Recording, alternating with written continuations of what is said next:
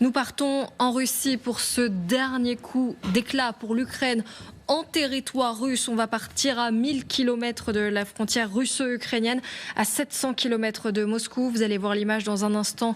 D'abord, je vous présente le plateau qui est autour de moi. Aline Lebaï-Kremer, journaliste et cofondatrice du collectif Stand With Ukraine. Le colonel Michel Goya, consultant militaire LCI. Et Christian Megrelis, ancien conseiller de Mikhail Gorbatchev. Merci beaucoup d'être là. On vous parlait de cette image absolument folle. Une première, puisque les Ukrainiens n'avaient encore jamais frappé à Kazan. Vous allez entendre dans la foulée les menaces du président russe. C'était il y a seulement quelques heures. Mais d'abord, regardez cette frappe qui a eu lieu ce week-end. Vous ne l'avez peut-être pas encore vue. Pourtant, tout le monde ne parle que de ce coup.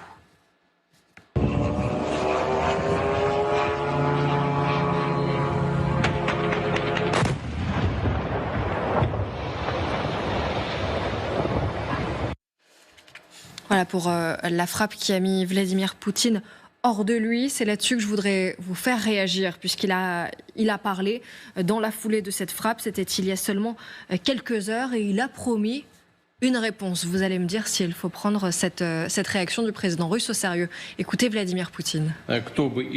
Quiconque tente de détruire quelque chose dans notre pays, quelle qu'en soit l'ampleur, devra faire face à des destructions encore bien plus importantes dans son propre pays et regrettera ce qu'il a essayé de faire dans le nôtre.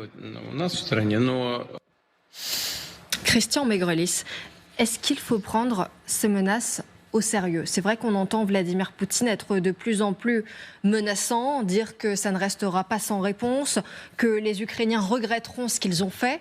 Néanmoins, est-ce qu'on peut arriver à un point de non-retour avec le président russe? Écoutez, Kazan, c'est symbolique pour les Russes parce que c'est la république du Tatarstan, c'est la capitale d'une république musulmane au sud de Moscou. Et ce sont des gens qui, traditionnellement, sont très, très proches du gouvernement russe. Bon.